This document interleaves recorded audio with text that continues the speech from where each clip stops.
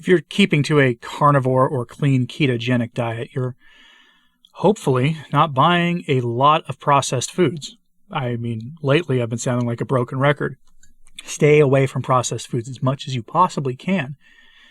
But even in the carnivore and keto spaces, you're going to run into packaged foods of some kinds. And I'm going to ask you, please, if you're not in the habit of doing this already, get in the habit of reading the labels. There are added ingredients to things, to meat. I've gone over this before in the past, and I'll briefly go over it again here, that will make you want to read the labels. There are ingredients that are added to cheese. If you're eating cheese, you should read the label. You should read the label of the eggs you buy to see how the chickens were fed. Everything, you should read the labels. And don't necessarily get hung up on things like when you buy bacon about nitrates and nitrites. Most of that's been debunked as a problem for people, because if that was a problem, then celery would be something that you would be told to stay far away from. If you're on carnivore, obviously you're not eating celery, but celery is considered a health food according to most people. But that is where a lot of nitrates and nitrites come from as a curing for bacon. It comes from celery, among other things, including industrial processes. And while I would actually advocate that you get if you buy bacon, that you pay a little extra for sugar-free bacon, which is often also nitrate and nitrite-free, those things I'm not too personally worried about. But let's talk about some added ingredients to food. Let's start with meat, because that's probably what many of you want to hear. When reading the label, you want to look for a couple of things. You want to look for like added flavorings of any kind, and this can take in the form of broth. Sometimes meats are cured with broth. Other times, they are cured with ammonia to prevent E. coli or other contagions from infecting the meat. That may sound fine, but there are some people who can smell that when they open the package. I've never run into that before, except with chicken. For whatever reason, I can often smell it with chicken. If the company using ammonia goes really heavy-handed with it, I can usually smell it. Another one you want to look for on your packaged meat from the grocery store is going to be machine processing. What machine processed meat is they take these like needle-like knives and they go into the meat to tenderize it. These are machine tenderized meats. And it pokes like tiny little holes in the meat. Most people, this isn't a problem. For most of you eating machine processed meats, machine tenderized meat, you're going to be fine. But there are some people who are especially sensitive to histamines, who have histamine responses to this. And machine tenderized meat or machine processed meat can be a problem because the bacteria from the surface of the meat that would normally get cooked off when you pan-sear your steak or whatever it is, gets into the actual deep flesh. And if you're like most carnivores or most keto people or most people with decent taste in steak, you're cooking your steak at maybe medium or less. Medium rare, or even blue rare. I know some of y'all like your steaks blue rare. It's not for me, but I'm curious, do you like your steak blue rare? Let me know in the comments if you're like one of the truly adventurous steak eaters. Let me know. But you want to check for that, especially if you have a histamine issue. If you're particularly sensitive to oxalates, then you're going to want to be very careful when you buy your canned seafood. Canned seafood, things like tuna, classic, basic American staple. I have tons of cans of tuna in my pantry because the stuff will sit for years. And once in a while, if I get a weird hankering for tuna, crack a can open, drain it, and eat it. I always try to get tuna in water, but you may have noticed at the store that cans are labeled tuna in water, but they're not in water. The tuna is suspended in vegetable broth. And I have no idea why they do this. Maybe they do it because they think it makes it taste better. But I won't eat it now if it's suspended in vegetable broth. You can get tuna in water still, but you have to really look at the labels. You can get it from health food stores. I've seen it at Sam's Club and Costco, still in water. And this is like normal tuna. Albacore tuna is going to be higher in mercury, but compared to regular tuna. On the topic of seafood, any canned fish, especially things like carnivores have a love-hate relationship with things like sardines and mussels and things. You either love them or you hate them. There's no middle ground. I don't care for them either, but I do occasionally have some sardines once in a great while, and I keep some in my pantry for a rainy day. You want any of those you buy, you want those suspended in water. Not olive oil. Most olive oil is garbage quality. Most olive oil is rancid, and a lot of people can't tolerate it. And if you're doing a carnivore diet, it is a plant oil. So just get it in water. It's usually suspended in salt water.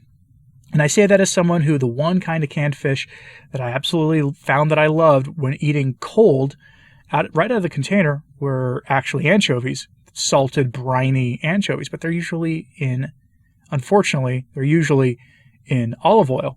And the one brand that I found that has them in water, they taste no different than sardines, which is unfortunate. But sardines are often packaged in olive oil or canola oil or worse, as well as sometimes in hot sauces or mustards and things. And even if you eat mustard or hot sauce yourself, get the stuff in water. At least you can put your own mustard and your own hot sauce on that in a way that you know what it is you're putting in your mouth, instead of just trusting, Chicken of the Sea or whatever other company to use a clean mustard or clean hot sauce.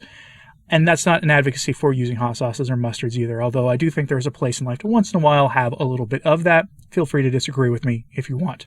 But read the labels on those, because you never know what it is you're getting.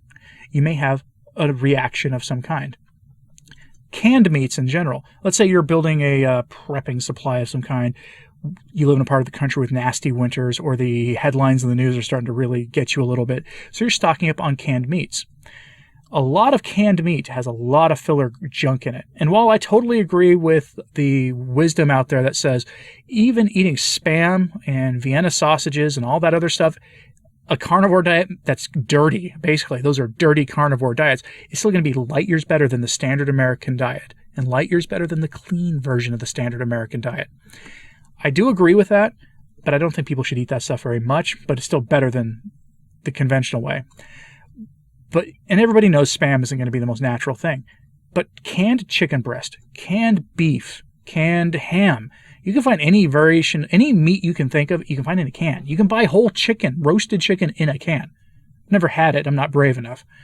But all of those things are going to have filler ingredients, including dextrose and anti-binding ingredients and all sorts of other fillers designed to enhance the flavor. Be wary if you buy that stuff.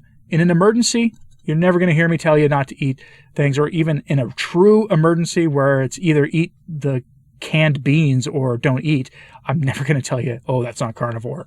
Having that stuff on hand, I don't take any issue with people doing. But if you're going to buy it for just like regular consumption, read the labels. If you can find canned meats that are only just meat and water and salt, buy that. But the stuff at the grocery store is going to have filler ingredients. And of course, this also goes for if you are buying anything from the frozen food aisle. The hamburger patties in the frozen food aisle are often just hamburgers, but sometimes the really cheap ones are cut with soy. I have encountered this all too many times in life. There's a brand, I don't remember what it is, but it's a very borderline generic brand. It actually has a brand name, but when you look at it, your brain says generic. That's how low quality it is. But it was suspiciously cheap. And this was a couple of years ago, so I looked at the box of these 30 hamburger patties for under $10, and I looked, and lo and behold, they were a beef-soy mix, complete with a noticeable amount of carbs. This isn't like a small amount of soy in it that might be used as a filler to save a few pennies on the production end. This was enough soy that they had to put the carb content of it on the actual nutrition label. So be wary. Sometimes these deals that look like they're too good to be true are too good to be true. Any frozen food that you buy on those frozen food aisles, read the label. Even if it's just a bag of frozen shrimp, read the label to make sure all you're getting is shrimp and maybe some salt or some water. And then if whatever else is there, you have to make the ultimate judgment call of whether that's something you're willing to consume or not. And if you do keto, generally speaking, I would stay away from all those frozen keto pizzas, frozen keto dinners, those Atkins dinners, all that stuff, because take an example of an Atkins dinner. The next time you're at a grocery store, go to the frozen food aisle, look at an Atkins frozen meal. Like any other Atkins product, you're going to need a chemistry degree to read what's in the ingredients label. You're just not going to know what half that stuff is. Will you want to put that in your body? I don't think so. I can't advocate nut butters and things like that because I do carnivore. If you do keto, if you're gonna eat that stuff, buy the natural stuff. Some grocery stores have a fresh grind machine. Grind it yourself. That way you know it's just peanuts or almonds or whatever it is you're buying. But a lot of these places, I mean, a lot of packaged peanut butter is all not just peanuts, which are high in oxalates and not generally part of a proper human diet, I would say. But if you're going to eat it, at least go with the most natural stuff you can. But the problem is, even the stuff labeled natural is cut with soybean oil or something like it, is cut with all of these other oils and preservatives and things that you probably don't want to eat. So if you're going to eat that stuff, just go to the fresh grind machine. Whole Foods usually has one. Some grocery stores have them. Kroger stores that have natural foods departments tend to have a fresh grind machine. Grind it yourself. Tastes way better anyway. I know that from past experience. But otherwise, my point here is read the labels, even on your so-called natural shelf-stable food products, and of your items that should logically be a single ingredient item like tuna or anything like that. Don't get into the game of just trusting that the tuna in water is really just tuna in water. You're going to be disappointed in life if you do. And read the labels on that meat to see if it's been given an ammonia bath or been machine tenderized or machine processed. You may be surprised by what you find. Let me know what you thought of this in the comments, please. Like and subscribe if you haven't. It does help. Sharing this on social media helps a lot too. I'm Anthony Stine, the Practical Carnivore, and thanks for tuning in today.